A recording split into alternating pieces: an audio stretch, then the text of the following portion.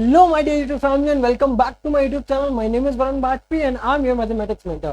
और आज की इस वीडियो में हम डिस्कस करने वाले हैं क्लास 10th का चैप्टर अर्थमेटिक प्रोग्रेशन, जिसको हम कवर करने वाले हैं इन 20 मिनट्स। मैं कोशिश करूंगा कि इस पूरे चैप्टर में जितने भी इंपॉर्टेंट क्वेश्चंस हैं और जितने भी इंपॉर्टेंट फॉर्मूलेज हैं, राइट, विद कॉन्सेप्ट्स, राइट, हम 20 मिनट्स में कवर करेंगे। हम कोशिश करेंगे पूरा कि इस पूरे चैप्टर को मैं आपको इन ब्रीफ, जो इसका क्रक्स है, वो आपको 20 मिनट्स में मैं डिलीवर कर दूं।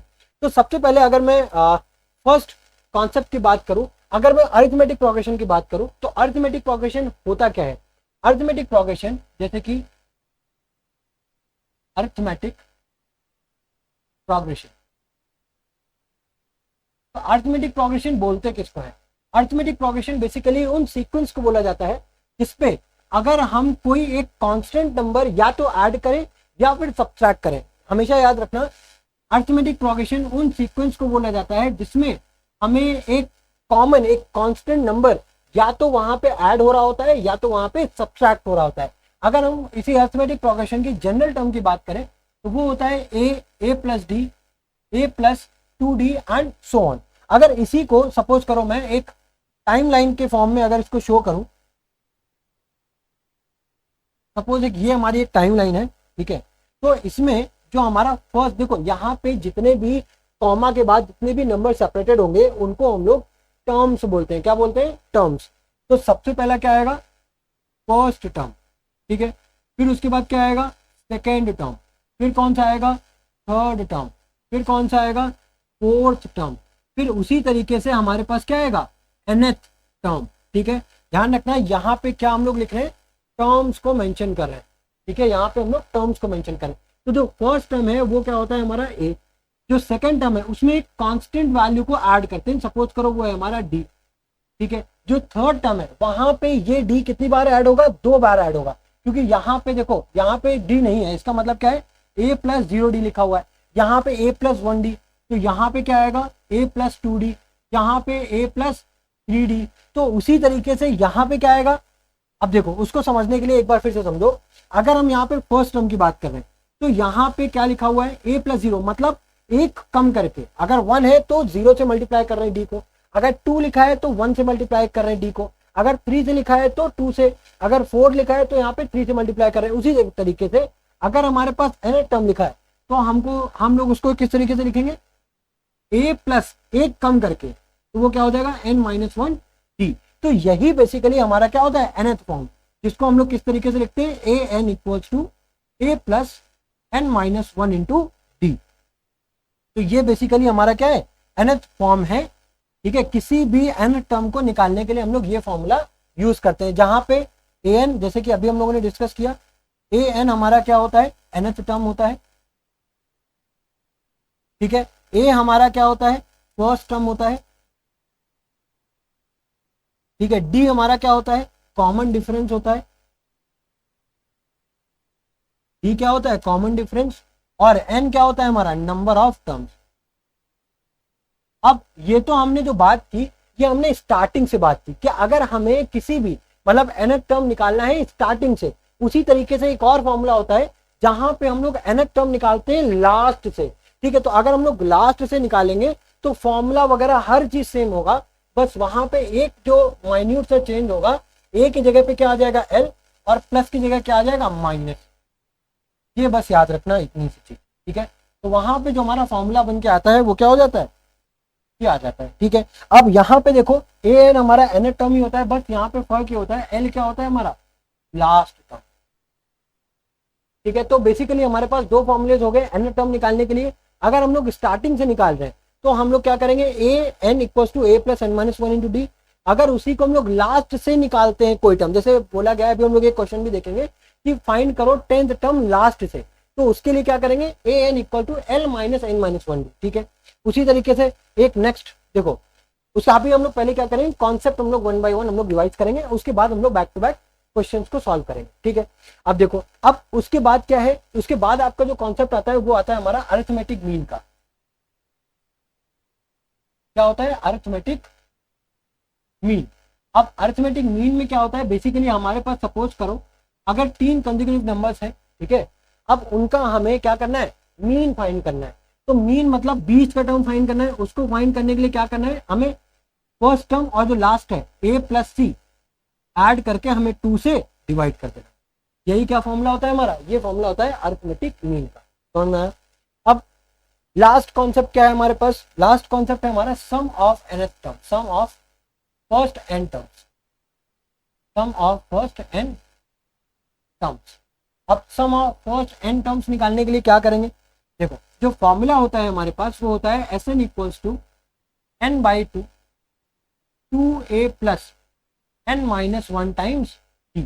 ठीक है, अब यहाँ पे इस फॉर्मूले में ध्यान से समझना, इस पूरे फॉर्मूले की अगर मैं बात करूं, यहाँ पे Sn क्या होता है, sum of first n terms, sum of first n terms,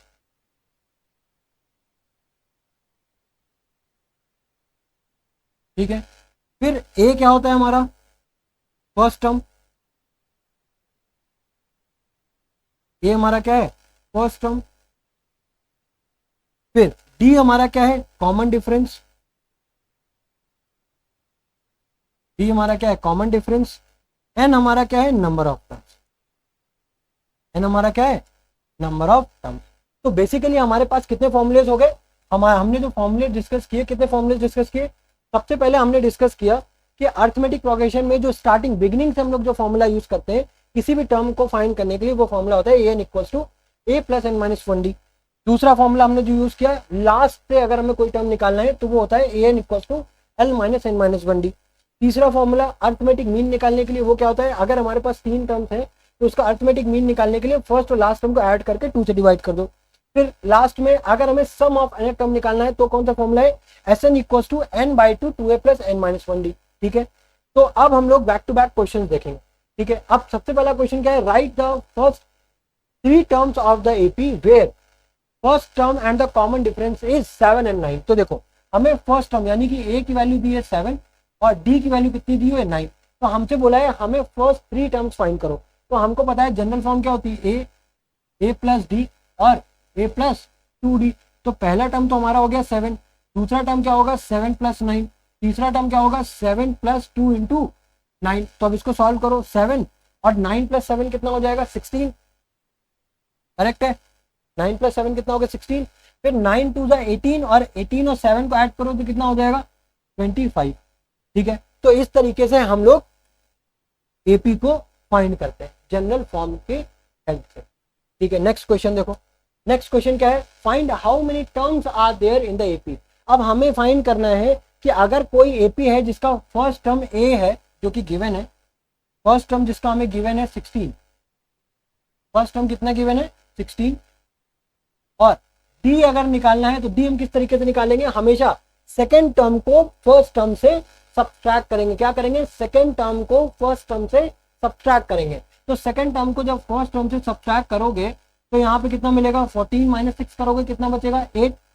ठीक है, 1 माइनस 1, तो d की वैल्यू कितनी आ गई 8, a की वैल्यू कितनी आ गई 16। अब यहाँ पे a दिया है d दिया है देखो, और यहाँ पे हमें पता है देखो जब एपी चलती रहती है मतलब आगे डॉट डॉट है उसके आगे कुछ नहीं लिखा है तो इसका मतलब वो कंटिन्यूएशन में है, हमें उसका nth टर्म नहीं पता। लेकिन देखो यहाँ पे लास्ट टर्म दिया है वो कितना है 96। तो ध्यान से समझो यहाँ पे जो हम लोग nth टर्म बोल रहे थे ना वो nth टर्म की वैल्यू कितनी दी हुई है 96। जब भी हमें किसी भी एपी के लास्ट में कोई एक टर्म लिखा मिल जाए तो वहां पे उसको हम लोग एल से डिनोट करते हैं जो कि कितना हो जाएगा 96। अब यहाँ पे जो हमने फॉर्मूला पढ़ा था वो क्या था, an equals to a plus n minus 1d। अब ये nth टर्म था, nth टर्म कब होता था जब हमको पता नहीं होता था। अब इस केस में तो हमको nth टर्म जो है वो पता है ना, वो कितना है 96। तो यहाँ पे हम लोग क्या रख देंगे 96 इक्वल्स टू a की वैल्यू क्या है हमारा 16 प्लस n, हमको यही तो निकालना है नंबर ऑफ टर्म्स। ठीक है, d क्या है हमारा 8।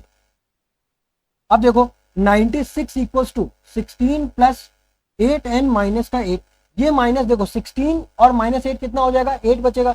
इस 8 को 96 से सब्ट्रैक्ट कर दो तो क्या बचा हमारे पास, खाली 8n बचेगा। ठीक है, अब देखो 96 में से जब 8 को सब्ट्रैक्ट करोगे तो क्या बचेगा हमारे पास, देखो यहाँ से अगर 16 माइनस 8 कितना हो जाएगा, ऐसे समझो 96 में से अगर हम लोग 8 को सब्ट्रैक्ट करते हैं तो अब यहाँ से, ठीक है, अगर यहाँ से आप 6 को सब्ट्रैक्ट करो कितना बचेगा 90, फिर उसके बाद 2 को और सब्ट्रैक्ट कर दो कितना बचेगा 88। तो हमारे पास जो आ रहा है वो क्या आ रहा है 88 इक्वल्स टू 8n। तो अगर आप n की वैल्यू निकालोगे तो वो 88/8 आएगी।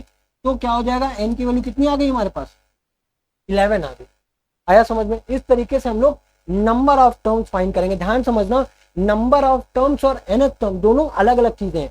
अगर नंबर ऑफ टर्म पूछा है तो इसका मतलब हमें n की वैल्यू निकालनी है। अगर nth टर्म पूछा है तो हमें बेसिकली वहां पे nth टर्म का मतलब क्या है, वो पोजीशन निकालनी है, टर्म वो प्लेस निकालनी है। जैसे first term, second term, third term होता है ना, वैसे ही nth टर्म पे कौन सी वैल्यू है वो फाइंड आउट करना है। यहाँ पे nth टर्म जो कि यहाँ पे ऑलरेडी गिवन था, ठीक है, लास्ट टर्म के फॉर्म में, वो हमें कितना था भाई, इसके आगे तो कोई है नहीं तो हमने इसको एल मान लिया, वो हमें गिवन था 96। अब यहाँ तक कितने नंबर ऑफ टर्म्स है, कितने नंबर, कितने एन है, जैसे 1 2 3 4 कितने, तो वो हमें नहीं पता था, वही हमें यहाँ पे निकालना था। समझ में? बेसिकली यहाँ पे नंबर ऑफ टर्म्स निकालना था, उसकी वैल्यू हमें ऑलरेडी गिवन थी भाई। समझ में? नेक्स्ट क्वेश्चन देखो, नेक्स्ट क्वेश्चन क्या है, if sorry the six term of an AP is -10। अब क्या बोला है, सिक्स टर्म गिवन है, मतलब सिक्स प्लेस पे क्या होता था, हमें पता था ना, सिक्स प्लेस पे क्या होता था, एक कम करते थे, a + 5d होता था, है ना। अब सिक्स टर्म को बेसिकली डिनोट हम लोग करते हैं a6 से, जैसे कि nth टर्म को हम लोग डिनोट करते थे an से, वैसे सिक्स टर्म को डिनोट करते हैं a6 से। तो इक्वेशन क्या बन गई, a6 = a + 5d, है ना। अब a6 टर्म की वैल्यू दी है -10 = a + 5d, ये हो गई क्वेश्चन नंबर 1। ठीक है, दूसरी इक्वेशन क्या दी है, एंड इट्स 10th टर्म, मतलब 10th टर्म, यानी कि a10 की वैल्यू क्या हो जाएगी, a + 9d, है ना। a10th की वैल्यू कितनी दी है, -26 = ये क्या हो जाएगा, a + 9d। अब ये हो गई क्वेश्चन नंबर 2। अब इसको सॉल्व करो। अब यहाँ पे देखो दो नोन है, दो हमें देखो, दो ये वेरिएबल है ना, और दो इक्वेशन हम लोग इजी फाइंड कर लेंगे। इसको कर दो सब्सट्रैक्ट, सब्सट्रैक्ट मतलब एलिमिनेशन मेथड का यूज करो, तो a से a हो जाएगा कैंसिल। ठीक है, अब देखो प्लस का 26 माइनस का 10 कितना बचेगा, प्लस का 16 = माइनस का 9 प्लस का 5d कितना बचेगा, माइनस का 4d। तो d की वैल्यू कितनी आ गई, -4। d की वैल्यू क्या आ गई हमारे पास, -4। d की वैल्यू जब -4 आ गई, तब आप चाहे फर्स्ट में रखो या फिर सेकंड में रखो, a की वैल्यू आ जाएगी। सपोज कर अगर मैं फर्स्ट में रखता हूँ d की वैल्यू, तो -10 = a + 5 × -4। तो अब यहाँ पे समझो, माइनस का 10, ठीक है, = 5 × 4 कितना होता है, -20। ये इधर आया, -20 हो गया, प्लस का 20 = a। ठीक है, क्या बचा हमारे पास 10, तो a की वैल्यू कितनी आ गई, 10। तो इस तरीके से हम लोग a और d की वैल्यू फाइंड करेंगे। अब लेकिन बोला क्या है, हमको निकालना है 15th टर्म। a और d तो पता चल गया, अब कोई भी चीज पूछ ले, अब हमको अगर 15th टर्म पूछा है तो क्या हो जाएगा, a + 14d, है ना। अब a की वैल्यू कितनी निकाली हम लोगों ने, जो कि है हमारा 10 + 14, d की वैल्यू कितनी है, -4, है ना। तो 10 × अब यहाँ पे देखो प्लस माइनस हो जाएगा माइनस, है ना। तो अब इसको मल्टीप्लाई करो तो कितना हो जाएगा, 14 4 से कितना होता है, 56। तो हमारे पास जो वैल्यू आ जाएगी वो कितनी आ जाएगी, -46। तो A15 का जो वैल्यू है वो कितनी आ जाएगी, -46। इस तरीके से हम लोग फाइंड आउट करेंगे। ठीक है, नेक्स्ट क्वेश्चन देखते हैं। नेक्स्ट क्वेश्चन क्या है, find the 10th term of from the end. अब क्या बोला है, फ्रॉम द एंड। अब फ्रॉम द एंड के लिए जो हमारे पास फॉर्मूला है वो क्या है, an = a की जगह क्या आता है, l n - 1 × d। अब nth टर्म वही क्या हमारा अब देखो यहाँ पे समझना मेरी बात ध्यान से।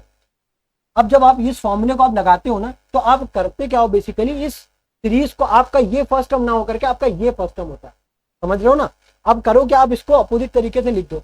ठीक है, तो आप जब अपोजिट तरीके से लिखोगे तो आपका जो फर्स्ट टर्म बेसिकली वही क्या हो जाएगा, लास्ट टर्म। ठीक है, लिखो या ना लिखो, आप बेसिकली माइंड में आप एक मेकअप करके चलो कि वहां पे जो ए होता था ये होता था, यहाँ पे हमारा एल है, एल मतलब लास्ट टर्म, तो मतलब क्या हो जाएगा, यहाँ पे 254 आ जाएगा।